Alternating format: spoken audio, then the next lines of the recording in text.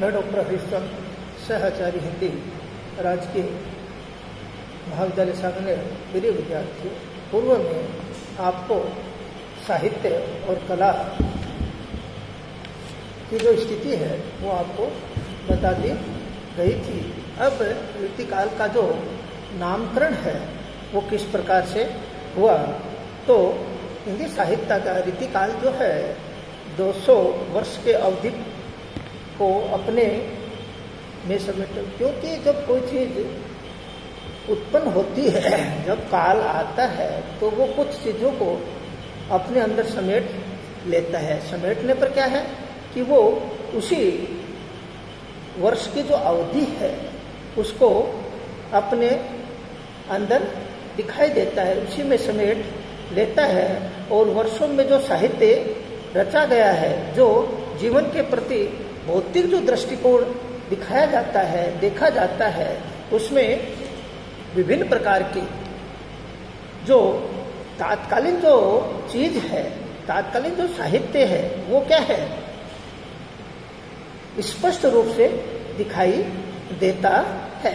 स्पष्ट रूप से दिखाई देने के कारण इस काल के कवि सच्चे अर्थों में जीवन के भौतिक जो पक्ष है, यौवन के कवि थे। यह लोक साहित्य के समय भले ही ना हो, पर भौतिकवादी साहित्य कला का अवश्य कहा जा सकता है। अपने समय की परिस्थिति को, अपने समय के वातावरण को, अपने समय के काल को परिस्थिति से प्रेरित और पुष्ट होकर रीतिकाल जो है उसको क्या किया जाता है, दिखाया जाता है।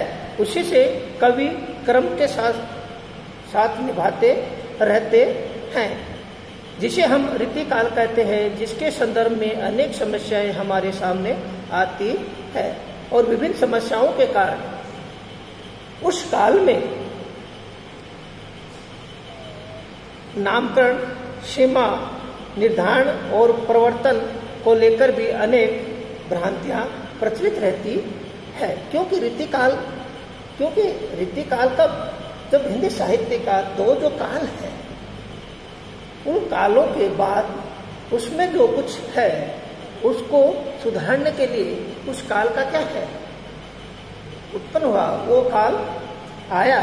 उस काल के कारण आचार्य जो रामचंद्र शुक्ल है वो रीतिकाल जो है को मिश्र बंधुओं ने अलंकृत काल, आचार्य विश्वनाथ प्रसाद ने श्रृंगार काल कहना उचित समझा। क्योंकि रामचंद्र शुक्ल है वो इसको क्या कहता है, श्रृंगार काल कहता है, और मिश्र बंधु है वो क्या है, इसको अलंकृत काल कहते हैं। और विश्व मिश्र है वो श्रृंगार काल कहते हैं। डॉक्टर रसाल ने कला काल कहना ही उपयुक्त माना है। और आचार्य प्रसाद जो द्विवेदी है का मत है कि यहाँ साहित्य को गति देने में अलंकार शास्त्र का ही जोर रहा है। वो क्या कहते हैं, साहित्य को आगे बढ़ाने के लिए, गति देने के लिए अलंकार शास्त्र है वो ही क्या है, इसमें महत्वपूर्ण है। वही क्या करता है, उसमें जोर देता है। उसी से क्या होता है, उसी के कारण रीति, कवित, रीति, सुकवि, रीति कहने लगे थे। संभवतः इन शब्दों की प्रेरणा पाकर शुक्ल जी ने इस श्रेणी की रचनाओं को रीति काव्य कहा है। इस मत से यह स्पष्ट हो जाता है कि आचार्य शुक्ल ने इसके नामकरण को, वार्यागम विधान को अपनी दृष्टि में रखा है। संस्कृत काव्य शास्त्र रीति शब्द काव्यांग विशेष का सूचक रहा है। आचार्य वामन ने विष्टा, पदाचार नीति और रीतिरात्मा काव्यास्य कहकर रीति को स्पष्ट करने की चेष्टा की है। हिंदी साहित्य, हिंदी आचार्यों ने रीति का प्रयोग कवित रीति, कवि रीति, अलंकार रीति, रस रीति, मुक्तक रीति, वर्णन पथ और कवि पथ आदि के लिए किया है। सामान्यतः रीति शब्द काव्य रचना पद्धति के लिए प्रयुक्त हुआ है। रीतिकाल जो है, श्रृंगार काल जो नाम है वही क्या है, उचित प्रतीत नहीं होता है। क्योंकि भले ही इस काल में जो कवि थे उनकी रुचि श्रृंगारिता होगी कि और रही होगी, फिर भी कवि ने जो इसमें रस रुचि नहीं रखते थे, फिर नीति, भक्ति, वीर भावनाओं के आधार पर बनाकर रचना की है, जिसके कारण क्या है, श्रृंगार काल का नाम उपयुक्त रूप से नहीं है, इसमें अव्याप्त दोष है। इस काल का को कला काल अथवा अलंकार काल कहना भी असंगत है, क्योंकि जब व्यक्ति क्या करता है कि उनके निष्कर्ष पर पहुंचता है, जब व्यक्ति उनका निष्कर्ष निकालता है तो वो क्या है, उनका अलग अलग क्या कर देता है, व्याख्या कर देता है। उस व्याख्या के कारण क्या है कि वो उस चीज को प्रतीक नहीं मानता है। नहीं मानने के कारण उसका जो संबंध है वो क्या करता है, असंगत बताता है, क्योंकि इनमें से किसी एक नाम को भी स्वीकार कर लेने पर इस काल का भाव पक्ष छूट जाता है, क्यों भाव जो है वो छूटना नहीं चाहिए।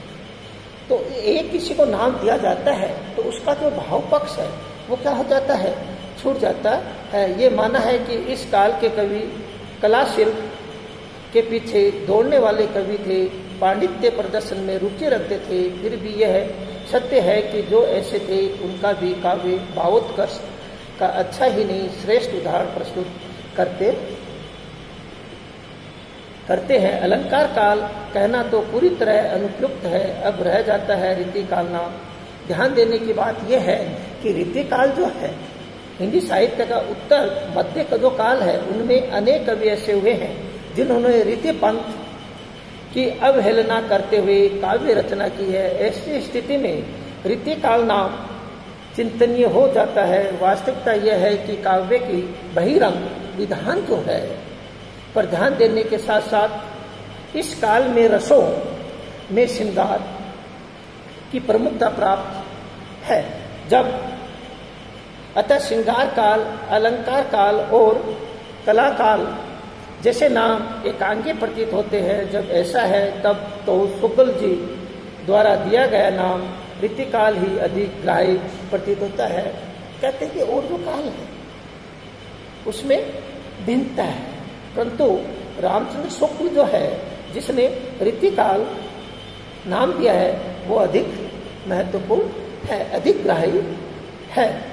मेरी धारणा है कि रीति शब्द भले ही व्यापक अर्थ वाला हो, किंतु उसमें भक्ति, नीति और वीर भावों का समावेश नहीं हो पाता है। ऐसी स्थिति में जब तक कोई ऐसा शब्द सामने नहीं आए जो सबका बोधक हो अथवा सभी स्थिति को अपने में समेट ले, तब तक इसे उत्तर मध्य काल कहना अधिक उपयुक्त होगा। क्योंकि जब तक क्या हो कि वो संपूर्ण चीज को क्या करे, समेट नहीं लेता है, तो क्या है कि वो काल नहीं होता है। नहीं होता है तो उसको क्या है, मध्य काल कहना ही क्या है, उपयुक्त है। यह नाम इसलिए भी उचित लगता है कि इसमें हिंदी साहित्य के मध्य काल के पूर्वार्ध से इसका अंतर भी स्पष्ट हो जाता है। पूर्व मध्य काल में जैसे भक्ति और नीति की प्रधानता रही है, वैसे ही उत्तर मध्य काल में श्रृंगार की प्रधानता रही है। क्या कहते हैं कि पूर्व मध्य काल जो है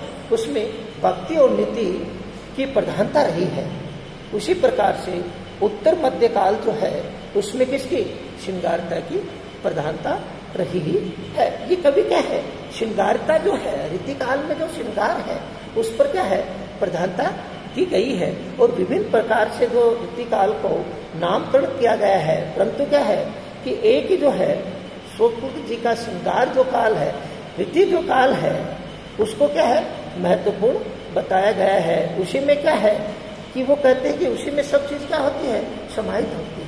उसी में क्या रहती है, सम्मिलित रहती है। उसी में क्या है कि उसका ध्यान रखा जाता है और उसी में क्या है, उसका एक रूपता रहती है।